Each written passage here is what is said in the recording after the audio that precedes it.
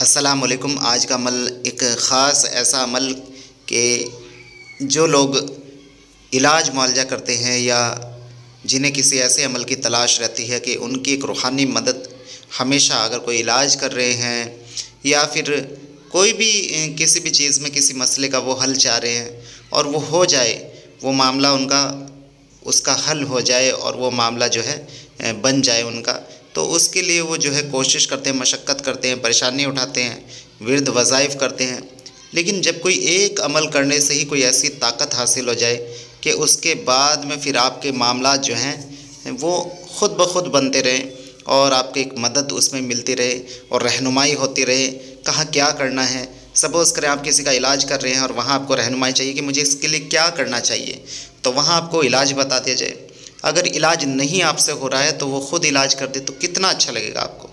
और ये ऐसी ही ताकत है जो आपको मिलने वाली है और एक ऐसा ही आलिम और आमिल जिन से आपकी जो है दोस्ती इस अमल में होने वाली है।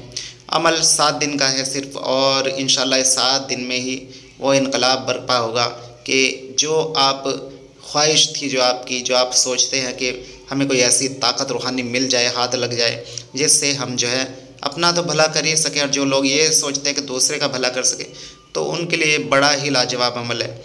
मगर जैसे कि मैं हमेशा से कहता रहा हूँ कि जब भी इस तरह के अमाल करें तो किसी की निगरानी में करें। तज़कीर के अमाल जो है बहुत बहुत उनमें रिस्क होता है, उससे आपको ही नहीं आपके घर वालों को भी बहुत सारा नुकसान हो सकता है। तो इसलिए मैं आप सबसे कहता हूँ, गुजारिश करता हूँ कि आप जो है अकेले इन अमाल को ना किया करें। मेरा कहना ये भी नहीं होता है कि मुझसे ही पूछ के करें, क्योंकि आपको मैं उस चीज़ में भी नहीं बांधना चाहता हूँ कि मुझसे ही इजाज़त लेनी है।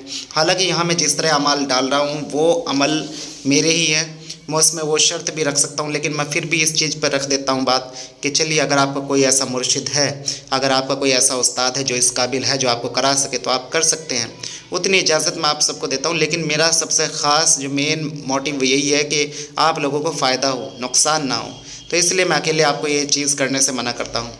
मैं आप सबसे एक चीज़ कहना चाहूँगा कि अगर आप अमलियात का कोर्स करना चाहते हैं, बात नज़र खोलना चाहते हैं, 2 कोर्स कराते हैं अमलियात के। एक बेसिक कोर्स है और एक जो है तज़कीरात का कोर्स है। बेसिक कोर्स 6 महीने का और जो तज़कीरात का जो कोर्स है, जिन मौकिल पर ही हमज़ात देवी देवताओं से मुलाकात और उनकी हाज़िरी और वलियों से मुलाकात और जो है उनसे मदद लेना, ये सब हम उस कोर्स में सिखाते हैं जो 9 महीने का कोर्स है।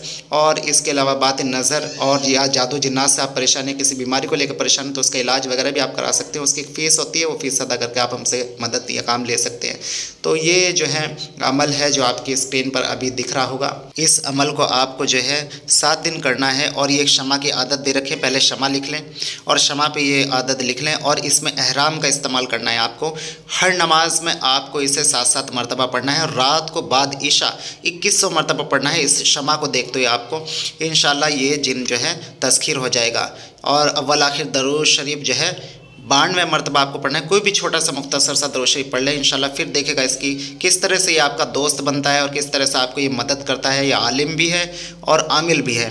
तो ये आपको पढ़नी है आयत, छोटी सी आयत है, अल मालिकुल कुद्दूसुस सलामुल मोमिनुल मुहम्मिनुल अज़ीज़ुल जब्बारुल मुतकब्बिर। आपको इसे पढ़ना है और सूरह हश्र की आयत है ये। आप इसे इंशाल्लाह कर ले तो आपको ज़रूर ज़रूर ज़रूर ये ऐसा हो ही नहीं सकता कि तस्खीर ना हो। इंशाल्लाह आप ख़ुद देखेंगे कि किस तरीके से ये आपको मदद करा, किस तरह से ये हाजिर है। जब हाजिर हो तो वादा ले ले।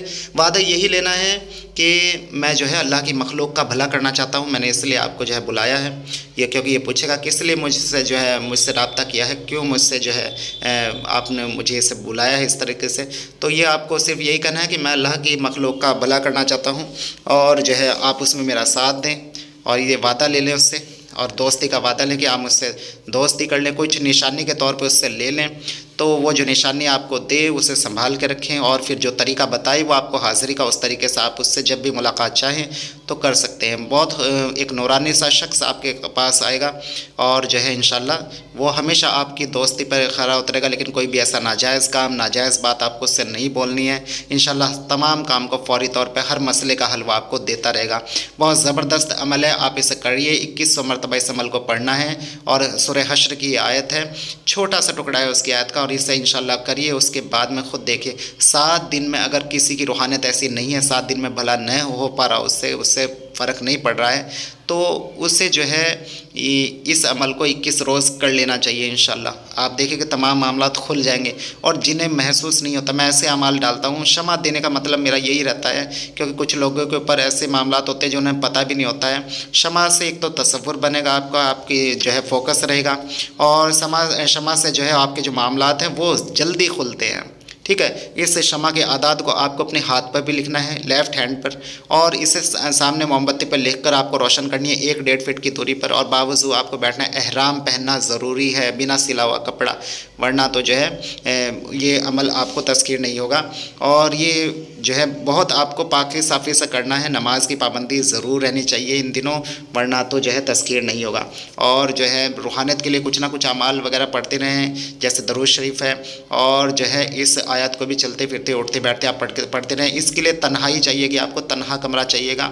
और जो है इन दिनों में आप जो है कुछ भी दोस्ती की नीयत से कुछ भी इसके लिए जो है अपनी तरफ से जो भी आपको पसंद हो, जो भी आपको अच्छा लगता हो, या जो भी आप अपने लिए पसंद करते हो, या जो आपको लगता हो कि ये अच्छी चीज़ है, कुछ भी इसके लिए इतर या कोई खाने की चीज़ इस तरह की, वो तोशे के तौर पर रख सकते हैं एक दोस्त के उससे सोच के। तो इंशाल्लाह ये तज़कीर होगा, ज़रूर होगा। और जो है 7-7 मरतबा हर नमाज में आपको ये सब विर्द करना है, और उसके अलावा 2100 मरतबा आपको रात को विर्द करना है।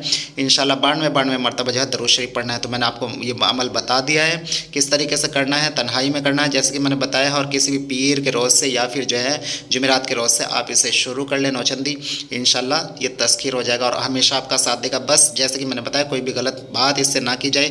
जो भी आपको ये कहे या जो भी शर्त रखे, जो आपको आसान लगे वो शर्त इसकी मान लें, और फिर इस अमल से फ़ायदा उठाएं, ख़ुद भी और दूसरों को भी फ़ायदा पहुंचाएं। लेकिन मैंने जैसे कहा है कि किसी की निगरानी में ही हमेशा अमल करना चाहिए। मेरी इजाज़त सिर्फ़ और सिर्फ मेरे शागिर्दों को होती है। मेरे शागिर्द जो मुझसे सीख रहे हैं, जो मुझसे कर रहे हैं अमल और तज़कीर के कोर्स में मुझसे ज्वाइन है, तो वही मेरे अमाल को कर सकते हैं। इसके अलावा किसी भी ऐसे इंसान को जिसका उस्ताद ना हो या जिसका कोई मुर्शिद ना हो, उसे मेरे अमल की इजाज़त हरगिज़ नहीं है, क्योंकि जो नुकसान उसे होगा वो नहीं जानता है, वो हमें पता है। इसलिए जो है बिल्कुल हरगिज़ ऐसी हरकत ना करें, और किसी की निगरानी में ही जब सीखें। अव्वल तो बात यह है कि किसी की निगरानी में सीखना चाहिए, ऐसे अमाल उठा के नहीं कर लेने चाहिए, वरना तो परेशानियाँ।